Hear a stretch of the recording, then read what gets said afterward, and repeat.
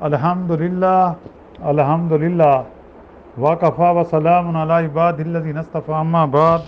فاعوذ باللہ من الشیطان الرجیم بسم اللہ الرحمن الرحیم والشمس تجری لمستقر لها ذالک تقدیر العزیز العلیم، اور سورج کے لیے جو مقرر راہ ہے اسی پر چلتا رہتا ہے، یہ ہے مقرر کردہ غالب بعلم اللہ تعالیٰ کا۔ والقمر قدرناہ منازل حتی عاد کالعرجون القدیم، اور چاند کی ہم نے منزلیں مقرر کر رکھی ہیں یہاں تک کہ وہ لوٹ کر پرانی ٹہنی کی طرح ہو جاتا ہے۔ سبحان ربک رب العزت عما یصفون وسلام علی المرسلین والحمد للہ رب العالمین۔ اللہم صلی علی سیدنا محمد وعلی آلہ وصحابہ وسلم۔ پارہ 23واں سورۃ یاسین کی آیات مبارکہ 38 اور 39 کی تلاوت کی گئی ہے اور ساتھ ترجمہ بھی کیا گیا ہے۔ جیسا کہ گزشتہ درس میں ذکر ہوا تھا کہ اللہ تعالیٰ نے تمام مخلوق کا جوڑا جوڑا بنایا، چاہے وہ نباتات میں ہے، چاہے وہ حیوانات میں ہے، چاہے انسانوں میں ہے، ہر چیز کا جوڑا بنایا۔ اور ایک اللہ کی واحد ذات ہے جو ایک مفرد ہے، ایک ہے، یکتا ہے، اس کا کوئی ثانی نہیں۔ اور پھر اللہ کی قدرت کی یہ دلیل دی گئی کہ وہ دن کو رات سے الگ کر دیتا ہے۔ جب سورج غروب ہوتا ہے تو اندھیرا چھانے لگتا ہے اور بالکل اندھیرا ہو جاتا ہے، بالکل سورج کی روشنی نہیں ہوتی۔ تو یہ میرے اللہ کی قدرت ہے، یہ بھی دلیل ہے، اگر سمجھنے والا نہ سمجھے تو اس کو کوئی نہیں سمجھا سکتا۔ آج جو ہم نے 2 آیات مبارکہ پڑھی ہیں، اس میں سورج کے بارے میں کہ والشمس تجری لمستقر لہا ذالک تقدیر العزیز العلیم، کہ سورج کے لیے جو مقرر راہ ہے وہ اسی پر چلتا ہے، اور یہ مقرر کردہ غالب بعلم اللہ تعالیٰ کا ہے کہ اللہ تعالیٰ نے اس کی ڈیوٹی لگائی ہے، اللہ تعالیٰ نے اس کو جو ایک فریضہ سونپا ہے، سورج ادھر ادھر نہیں ہو سکتا۔ اب ہم مشرق سے نکلتا ہے، مغرب میں طلوع ہوتا ہے، ہمیں نظر آتا ہے اس کی گردش ایسی ہو رہی ہے، کیونکہ سارے سیارے بھی گردش کرتے ہیں، زمین بھی سیارہ ہے، یہ بھی گردش کرتی ہے۔ اس طرح سورج جو ہے جیسا مشرق کی جگہ جنوب کی طرف نہیں اس کا رخ ہو سکتا، نہ شمال کی طرف ہو سکتا ہے، نہ پیچھے۔ ہاں، جب قیامت آئے گی تو اس کی سب سے آخری نشانی یہی ہے کہ سورج ایک دن مشرق کے بجائے مغرب سے طلوع ہوگا، پھر مغرب کی طرف غروب ہو جائے گا، توبہ کا دروازہ بند ہو جائے گا، آہستہ آہستہ اہل ایمان ختم ہو جائیں گے، سب کفر ہوگا، تب قیامت آئے گی۔ تو یہ اللہ تعالیٰ کی مقرر راہ ہے، اس راہ سے نہیں ہٹتا، یعنی چلتا ہے، یعنی اپنی اس مدار فلک پر چلتا رہتا ہے، جو اس کا مدار ہے، جو اللہ نے اس کے لیے مقرر کر دیا ہے، اس سے اپنی سیر کا آغاز کرتا ہے، وہیں پر ختم ہوتا ہے۔ کہ اللہ تعالیٰ نے ایسا بنایا کہ 24 گھنٹے کا دن ہے، رات، دن اور رات کو ملاؤ نا 24 گھنٹے ہوں گے، اور ان 24 گھنٹوں میں کبھی دن بڑے راتیں چھوٹی، کبھی راتیں بڑی دن چھوٹے۔ تو یہ میرے اللہ کی قدرت ہے، اگر اس پر بھی کوئی نہ مانے کہ ایسی ہستی ہے تو اس کو کون منوا سکتا ہے؟ اور علاوہ ازیں اس سے ذرا ادھر ادھر نہیں ہوتا، بالکل نہیں ہوتا۔ آپ دیکھیں، جون ہے تو گرمیوں میں آئے گا، جولائی ہے تو گرمیوں میں آئے گا، دسمبر ہے تو سردیوں میں آئے گا، مارچ ہے تو بہار ہوگی۔ یہ اللہ تعالیٰ نے دیکھے، اللہ تعالیٰ کی قدرت ہے، اور کسی دوسرے سیاہ سے ٹکراتا بھی نہیں ہے۔ ٹکرائے گا اس وقت جب قیامت آئے گی، یعنی کہ اذا زلزلت الارض زلزالہا، جب زمین ہلائی جائے گی، واخرجت الارض اثقالہا، اور وہ سب کچھ نکال دے گی۔ تو اس طرح اذا السماء انشقت، جب آسمان پھٹ جائے گا، اللہ نے کہ تو یہ اس وقت ہوگا جب اللہ تعالیٰ چاہیں گے کہ ہر چیز آپس میں ٹکرا جائے گی۔ اور دوسرے معنی یہ ہے کہ اپنے ٹھہرنے کی جگہ تک، یعنی اس کا جو جگہ ہے، اپنا مقام وہ نہیں بدلتا، اور اس کا مقام قرار عرش کے نیچے ہے، یعنی جیسا کہ حدیث میں ہے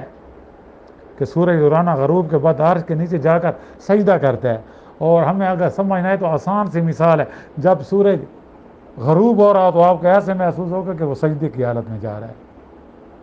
حالانکہ ایسے جا تو نہیں رہا، وہ کسی دوسری جگہ طلوع ہو رہا ہوتا ہے کہ 24 گھنٹوں میں اب ادھر رات ہے تو امریکہ میں دن ہوگا،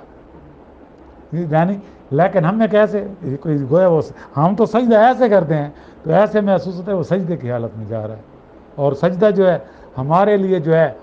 یہ مغرب ہے، بعض کے لیے مشرق ہے،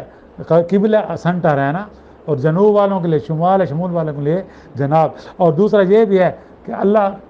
کی ذات ہر طرف ہے، جس در بھی منہ کرو، قرآن جیسے پہلے سپارے میں آتا ہے،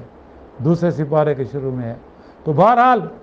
یہ عرش کے نیچے جا کر سجدہ کرتا ہے، پھر وہاں سے طلوع ہونے کی اجازت طلب کرتا ہے، یعنی کہ گویا وہ سجدہ بھی کرتا جاتا ہے، اجازت بھی لیتا جاتا ہے، غروب بھی ہوتا رہتا ہے اور طلوع بھی ہوتا رہتا ہے۔ 24 گھنٹے میں وہ اس فرض کو نبھا رہا ہے، اپنی ڈیوٹی سر انجام دے رہا ہے، آرام سے نہیں رہتا۔ اور یہ جو حدیث بیان کی گئی ہے نا، یہ صحیح بخاری میں تفسیر سورہ یاسین میں ہے، یہ جو میں نے بتایا ہے نا کہ مقام یہ حدیث ہے جو عرش کے نیچے سے سجدہ کرتا ہے، تو یہ بخاری کی حدیث ہے تفسیر سورہ یاسین میں۔ اور دونوں مفہوم کے اعتبار سے لمستقرن میں لام علت کے لیے ہے، یعنی کہ ایل اجل مستقرن، کہ بعض کہتے ہیں کہ لام الہ کے معنی میں ہے، پھر مستقر یوم قیامت ہوگا، یعنی سورج کا یہ چلنا قیامت کے دن تک ہے، اور قیامت والے دن اس کی حرکت ختم ہو جائے گی، وہ تو ہر چیز ختم ہو جائے گی، رک جائے گی۔ اور یہ تینوں مفہوم اپنی اپنی جگہ صحیح ہے۔ اور پھر والقمر، چاند، قدرنا منازل حتی عاد کالارجون القدیم، کہ ہم نے اس کی بھی منزلیں مقرر کر رکھی ہیں۔ آپ دیکھیں پہلی کا جو چاند ہوتا ہے بہت باریک ہوتا ہے، وہ بڑھتا جاتا ہے، پر جب 14ویں کا چاند فل چاند ہوتا ہے جس کو ہم بدر کہتے ہیں، پہلی کے چاند کو ہلال کہتے ہیں، ہلال حلوے والا نا، ہے والا ہلال، پہلی کے چاند کو ہلال کہتے ہیں، اور 14ویں کے چاند جب مکمل فل چاند ہوتا ہے، فل مون ہوتا ہے، تو اس کو ہم بدر کہتے ہیں، اے بدر منیر۔ اور پھر 14ویں کے بعد پھر وہ گراؤ کی طرف جاتا ہے، یعنی کہ اس کی منزل نیچے کی طرف آتی ہے، اور آخر کار وہ پرانی ٹہنی کی طرح ہو جاتا ہے، جس طرح کھجور کی ٹہنی ہوتی ہے، باریک ہو جاتا ہے، پھر ایک دن چھپ جاتا ہے، پھر وہ اس طرح کبھی چاند جو ہے کا مہینہ 29 دن کا ہوتا ہے اور کبھی 30 دن کا ہوتا ہے۔ اب چاند کی 28 منزلیں ہیں، روزانہ ایک منزل طے کرتا ہے، پھر 2 راتیں غائب رہ کر تیسری رات کو نکلتا ہے، تیسری رات کو نکلتا ہے، تو اس لیے کبھی 29 دن کا مہینہ قمری ہوتا ہے، کبھی 30 دن کا، یعنی جب آخری منزل پر پہنچتا ہے تو بالکل باریک اور چھوٹا سا ہو جاتا ہے، جیسے کھجور کی پرانی ٹہنی ہو جو سوکھ کر ٹیڑھی ہو جاتی ہے۔ چاند کی انہی گدریوں سے سکان عرض اپنے دنوں، مہینوں اور سالوں کا حساب اور اپنے اوقات عبادت تعین کرتے ہیں، اور ہمارے تو جتنی بھی عبادات ہیں وہ چاند کے مطابق ہیں۔ ہم روزہ رکھتے ہیں چاند کے مطابق، میں رمضان آتا ہے، عید کرتے ہیں، عید الفطر کرتے ہیں چاند کے مطابق، ہم جو ہے عید الاضحیٰ کرتے ہیں چاند کے مطابق۔ اور یہ بھی سن لیں مسلمانوں کے 2 تہوار ہیں، عید الاضحیٰ اور عید الفطر، تیسرا تہوار نہیں ہے، 2 عیدیں ہیں، صرف 2 عیدیں، یہ ذہن میں رکھو، عید الفطر اور عید الاضحیٰ، بس باقی اور کوئی نہیں ہے، اور اس کے علاوہ کوئی تہوار ہے بھی نہیں۔ یا پھر حج کا سب سے بڑا تو وہ عید الاضحیٰ کے ساتھ منسلک ہو گیا، اس طرح ماہ رمضان کا مہینہ تو عید الفطر کے ساتھ منسلک ہو گیا۔ تو اللہ تعالیٰ سے دعا ہے کہ اللہ تعالیٰ ہمیں قرآن مجید کی صحیح سمجھ عطا فرمائے، بقیہ زندگی قرآن و سنت کے مطابق گزارنے کی ہمیں توفیق عطا فرمائے۔ جتنے مسلمان اس دنیا سے رخصت ہو گئے ہیں سب کی مغفرت فرمائے، اور سب کو جنت میں اعلیٰ مقام عطا فرمائے۔ جتنے مسلمان زندہ ہیں سب کا خاتمہ ایمان پر فرمائے، اور ہم سب کے صغیرہ کبیرہ گناہ معاف فرمائے۔ ربنا تقبل منا انک انت السمیع العلیم وتب علینا انک انت التواب الرحیم۔ صلی اللہ تعالی علی خیر خلق محمد و آلہ و صحبہ اجمعین برحمتک یا رب۔